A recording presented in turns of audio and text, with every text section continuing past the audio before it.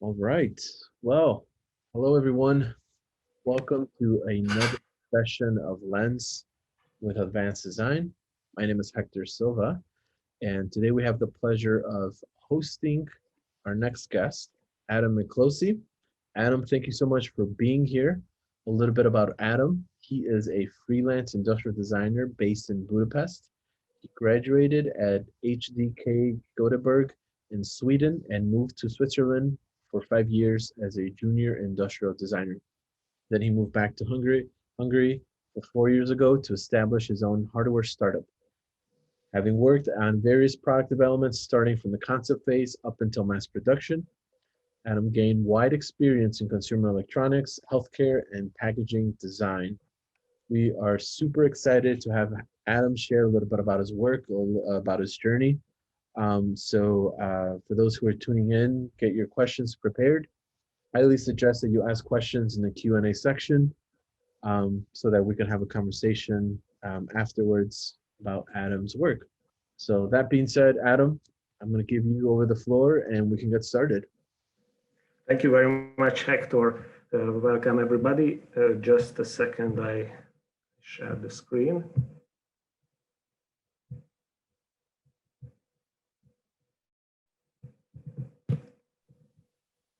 Can you see it now?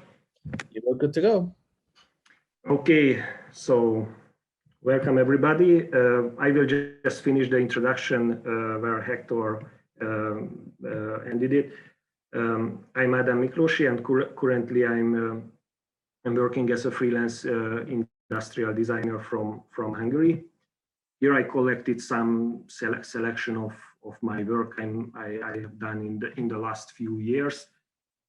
If I don't like to categorize to myself in the design, but if you ask me what is my favorite topic, I would say healthcare and consumer electronics, and these are the I have the most of the experience.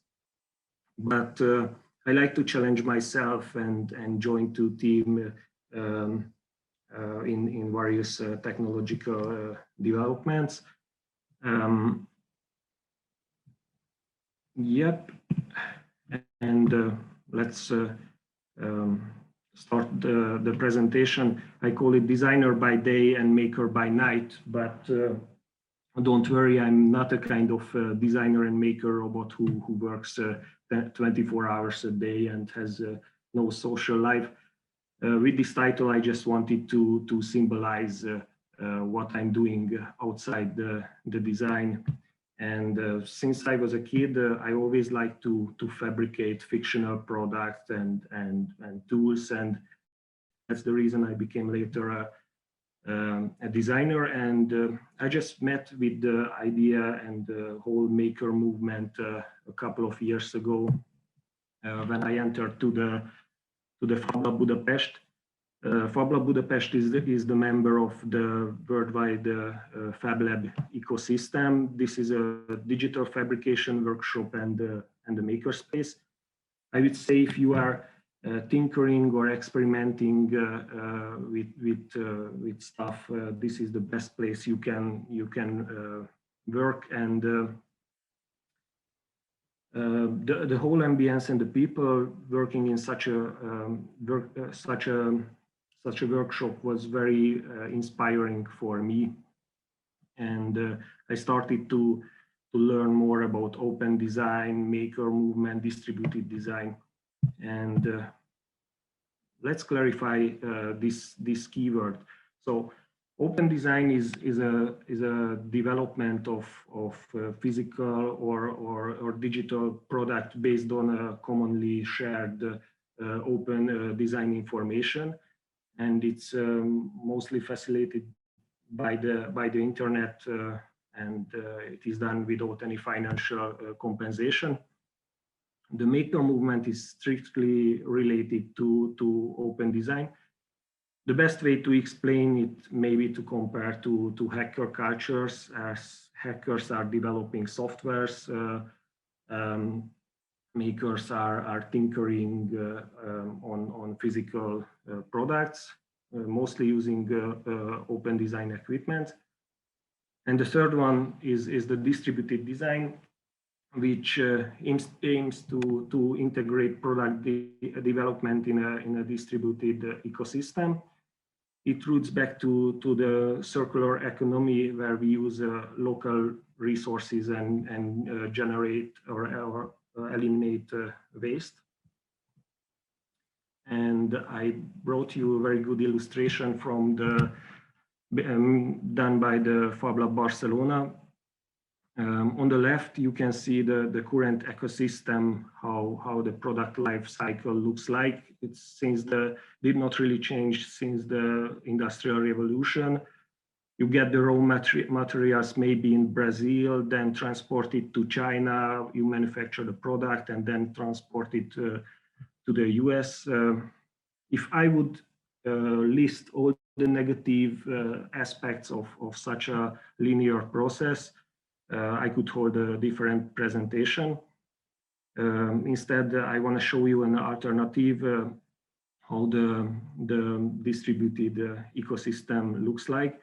So basically, the only thing travels is the design data, and you use local resources and local manufacturers.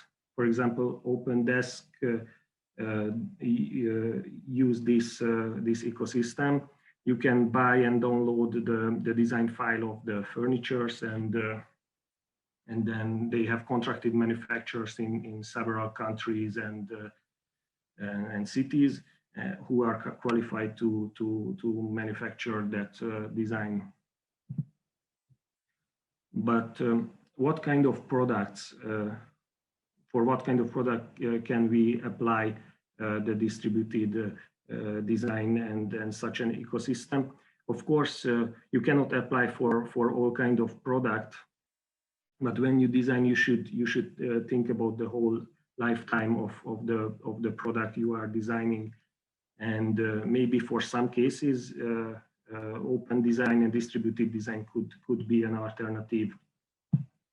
I just brought to you an own example. It's a PS4. As you know, the PS4 does not come with a vertical stand, and in my home I wanted to place it vertically, and I checked what kind of stands are on the market, and the one PS4 is or Sony is selling, cost like $30. It's manufactured in China, travels to here from China in plastic packaging, etc. Instead of buying this whole package for $30, I decided to go to Thingiverse and maybe look for an alternative solution. There are several open design. This is the one I just picked. Cost like 3 cents, and I printed it within an hour. Here I brought to you some examples which are also downloaded from Thingiverse. I would say most of the plastic product you can buy in a $5 store could have an alternative as an open design, and you can print it if you have a printer at home or in a local Fab Lab. 3D printer is getting more to be a consumer electronics nowadays. So I have like a toothpaste squeezer, spare parts for my 3D printer and other appliances, or a cookie cutter I made for my girlfriend's Halloween pie. And we also experimented with growing avocados, so I also downloaded the avocado sprouter. And if I talk about avocado, I'm sure many of you are familiar with this method. Actually, it's not that efficient. As the water starts to evaporate, the seed will soon dry out, and this poor avocado seed just won't survive. So that's why what you can see on the right, I download this avocado sprouter from Thingiverse. But I was not satisfied with it, both from the size point of view and also from the aesthetical look. And I decided my very first open design experiment will be a avocado sprouter. And this is how it looks like. I call it avo. Basically, it's a float, but thanks to its torus shape, most of the avocado seeds are compatible with it. And it's super simple to 3D print. As an open design project, I wanted to keep it fully open, so I used Blender for modeling it, and then I uploaded to my Thingiverse account, where it's still available for free. And I brought to you some photos from fellow makers who downloaded and made it. Actually, at home I have like 4 avocado trees grown the seed with this little object. And another field of open design, we just experienced last year that during the COVID-19, the importance of open design was huge, as many designers and maker communities all around the world wanted to help to design and manufacture protective equipment for the hospital workers. And this is what I have done also a year ago. I was inspired by the 3D printed face shields, but as a 3D printing enthusiast, I know that this is a very slow process and very costly process to manufacture thousands or millions of such a product. Instead, I took a laser cutter, and my aim was to design a so simple face shield, which is just a single sheet of plastic, and there is no assembly. So the doctors on site could very quickly assemble it and use it. I uploaded the documentation and the manufacturing files to Wikifactory, available for free, and started to validate in hospitals the whole design, and I was very happy with the result.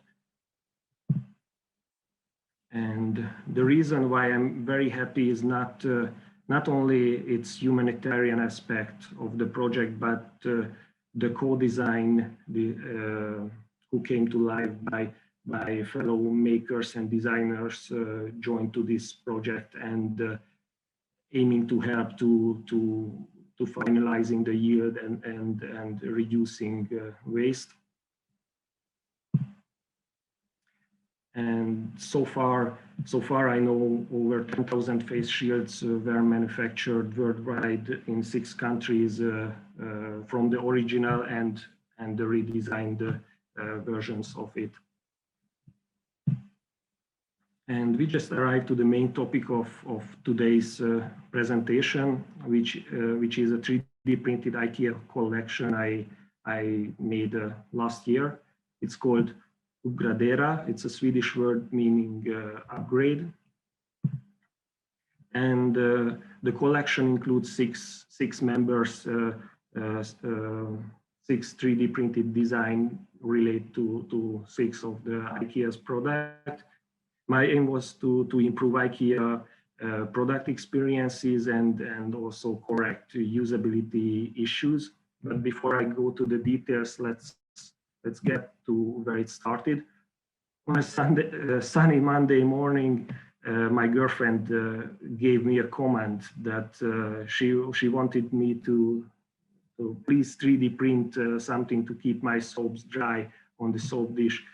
We were using the IKEA's Enuden soap dish you can see on the bottom, which is a simple plastic tray, and but without a grid on it. So all the soaps are just taking a bath in such a tray, and they will just completely dissolve after a while.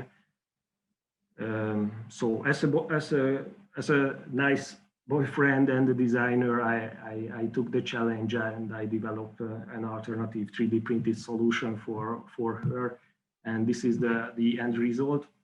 Of course, I know this is not the biggest invention on the planet, but as such a product does not have it, and we can use a 3D printed little feature, little addition, and make it work and make it easy to use. I think that's a great achievement. That time, later on, I decided maybe it's worth to in deep in this topic, and let's develop a collection from it. So I just set a leitmotif I wanted to follow for the further product development. And I said I want to find real problems and solve real problems with a little bit of upgrade, a little bit of Ugradera, to make the user experience of the IKEA products more pleasant and efficient. So I spent the next few weeks and months by observing and analyzing IKEA products we have at home, and I found 6 of them which I had some idea in my mind how they could be better, and started to work on designing the 3D printed add-ons.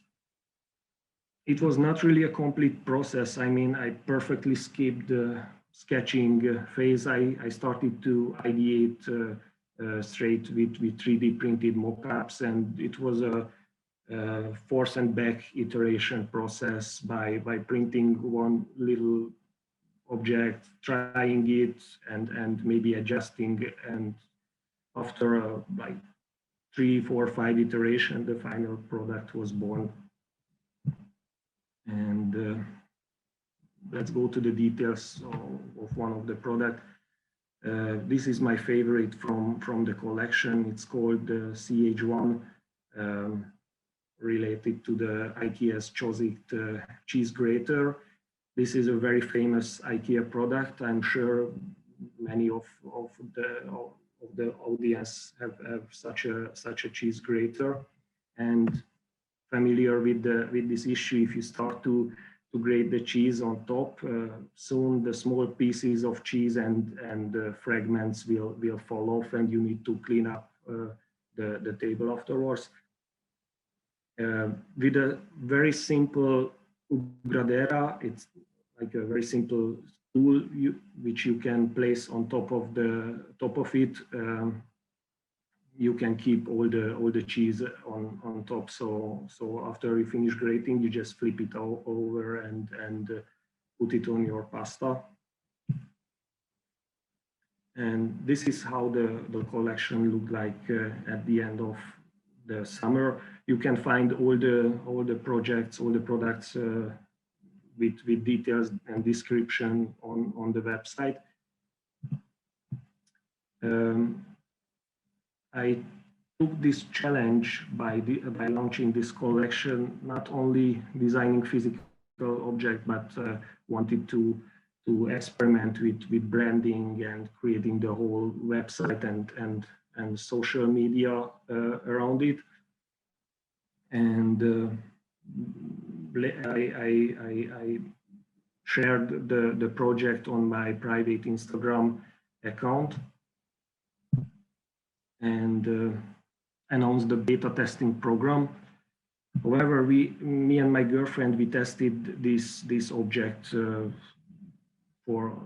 during like 2 or 3 months. I wanted to validate it by external users, not only the product itself, but the whole process, like downloading a 3D printed file and 3D print at home and getting feedback from before I start to sell them on a web shop.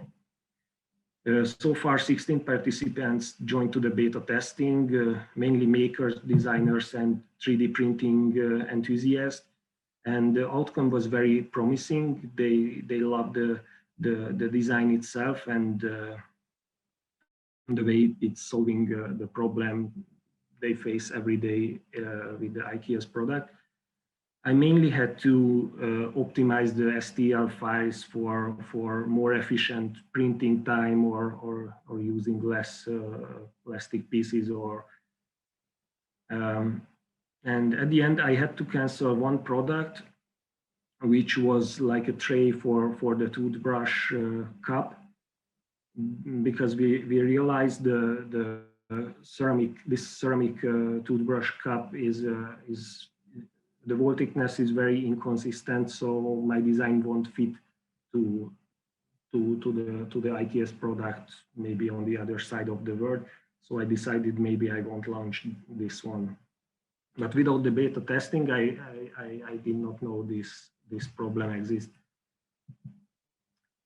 I was very happy the media really liked the whole collection and the approach. I wanted to improve user experience, and it was published in design, lifestyle, and 3D printing media like Hackaday, Design Boom, Fast Company, or Forbes. And I also opened a web shop to sell this product. I opened on Etsy and Goods 3D.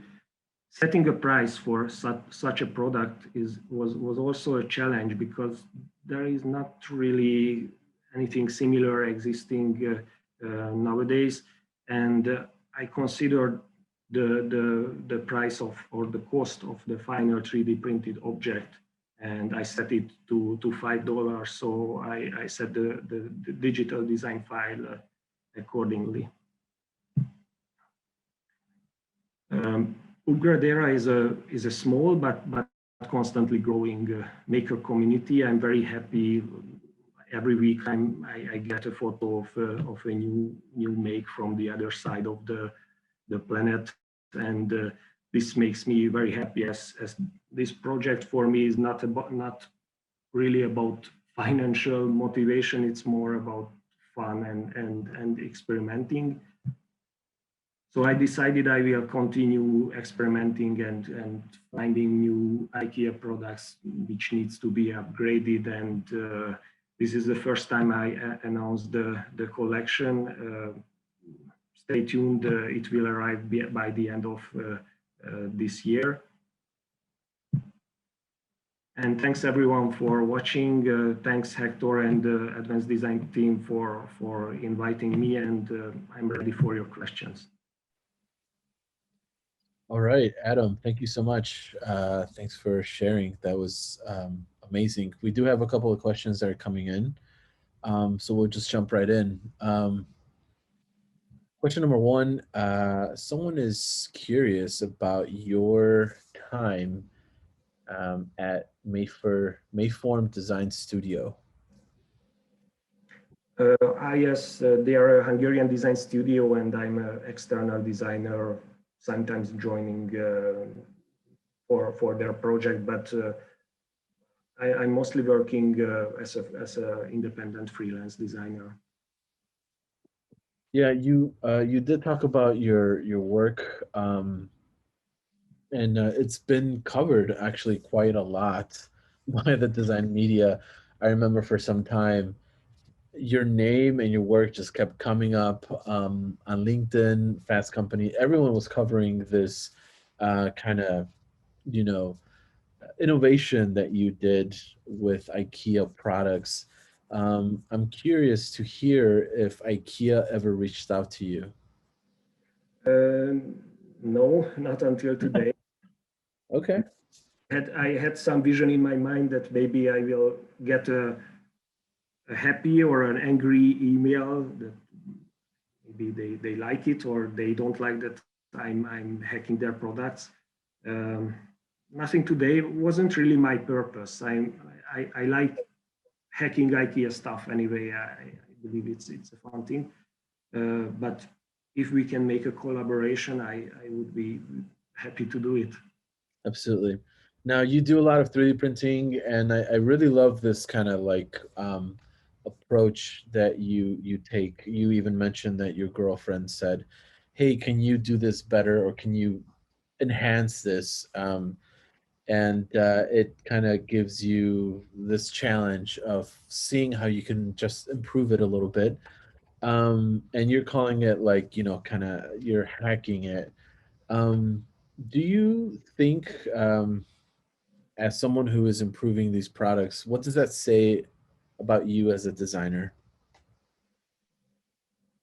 Um, I'm not sure I understand the question you want to ask. So Sure. I guess what I'm asking is, as far as someone who's able to take an existing product and you're able to just, make it even better, by enhancing it, by 3D printing. I mean, there's a process to it. You have to probably measure it. You have to then draw it up on CAD. Then you have to 3D print it. You have to test it. Um, if it doesn't work, you got to go back, adjust, and then you got to, but that says a lot about you as a designer, and you as a someone who's able to think, on this level of, you're able to adapt and you're able to just adjust to how you need to enhance a product. I think that, um, is a very good trait to have as a designer. Um, I don't think a lot of designers are able to do that, and I think that is something really good about your character. Uh, thank you.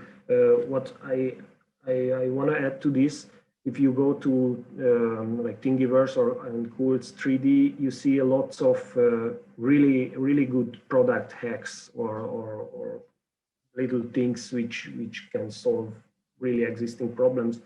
But lots of them is done by makers who has no background or education from the aesthetical or ergonomics and user experience point of view. So I I feel so happy and lucky that as a designer I can match my designer way of thinking with the maker side and combine it when creating such a things. Absolutely. Now, I have a pretty controversial question. This might be like a catch 22.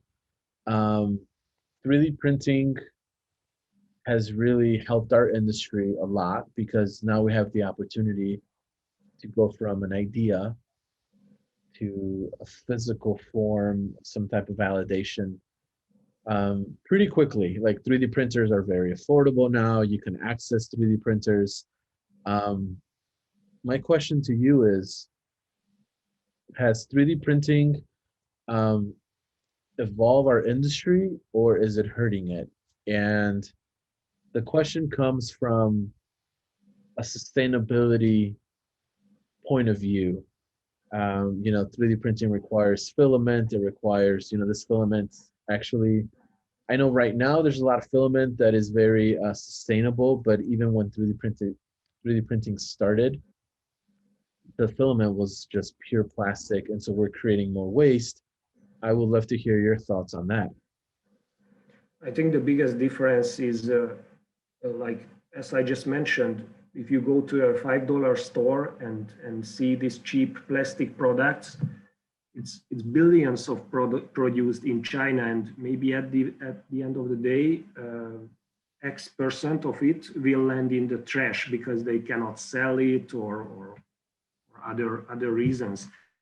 But if you use 3D printed alternative for such a products, you produce only the amount you need. So not producing 10 times larger volume anyway. And as you just mentioned, 3D printing is getting more affordable and even better quality. Now, with a simple FDM printer, you can achieve similar quality as a injection molded plastic piece. So, and even in Hungary, you can go to some printing studios and they already have like 3D printing service. So if Yeah. you download a file, you just take it there on your USB and they make it for you. Yeah, and I think you're absolutely right. I don't think you're 3D printing for mass production, right? Like, I think, maybe we're not asking the right questions. I think the questions should be asked to the big corporations who are mass producing. I Yep. think. Mhm. Just one example, a couple of months ago, I have seen that this company called Miele, they are manufacturing vacuum cleaners.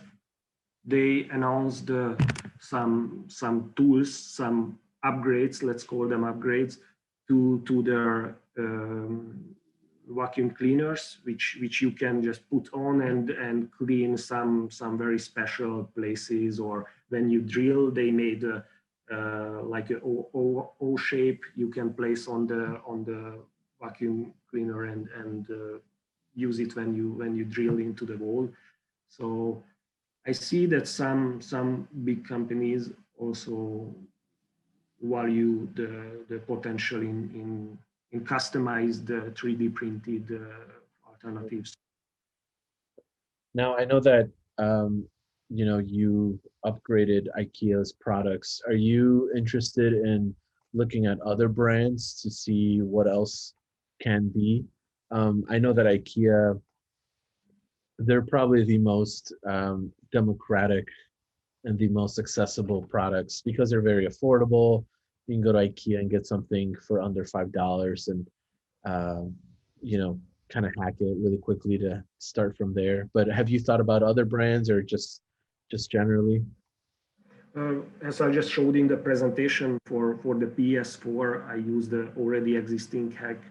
So I think anything could be hacked, and you can find problems. Like even here in the office, I 3D printed like an espresso capsule holder for the capsules, and it just works fine and perfect. So I think 3D printing is a great tool to make really small adjustments on product experiences, and in the same time increasing product experience and making a huge impact at the same time Yeah. with Now, a bit of add-on.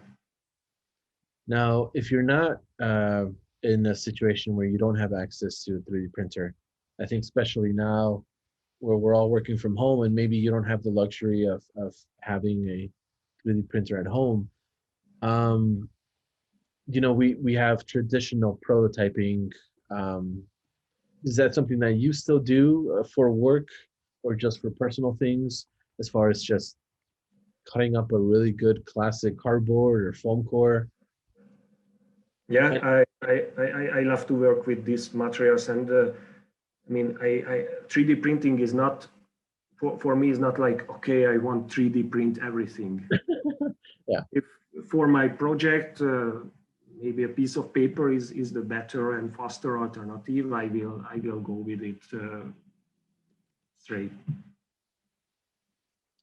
now tell us a little bit about some of your design work. We're going to shift into a little bit of your design work.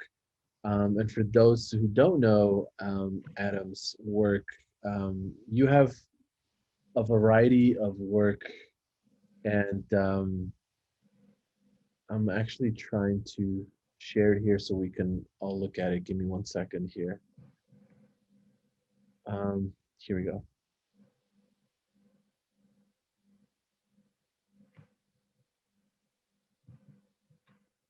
So you have just amazing work left and right, have been awarded.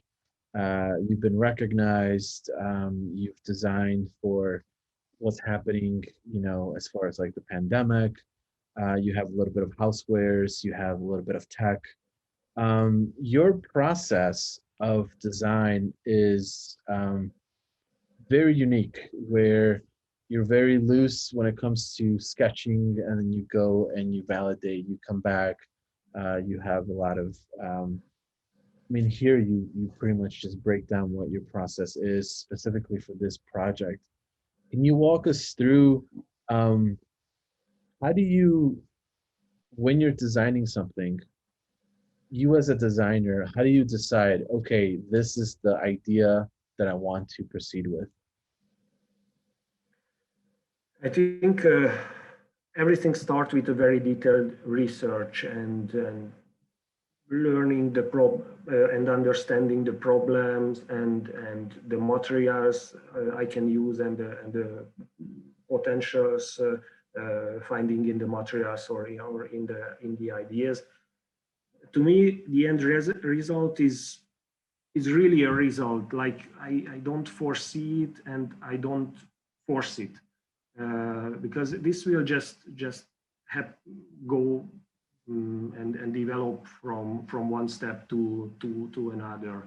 And to me, what I would say the key is like a very deep research at the beginning, and also what I love to say and used to say to like finding real problems and give an answer for that problem. And I use these words as a mantra every time I'm designing something. And I'm also very critical with my projects and ideas and ask other designers' opinion, and not only designers, but people from other profession or even my father. And it's very important to always get a feedback from as many people as many you can. Now, as far as you designing and coming up with ideas, what are some obstacles that you sometimes face, or things that you struggle with? Uh, Unless you're perfect. Thank you. I would say the whole thing will develop itself. To me, obstacles are mainly gaps in the communication with clients. So sometimes if the client have a very clear idea, which is hard to argue with, and then they drive me to a direction which I don't find comfortable with, that could mislead the whole product development, I would say. But it luckily it happens so very limited time. Now I'm going to ask you a couple more questions, and we can start wrapping this up. One question is, what is something that you see in students' work that is always missing?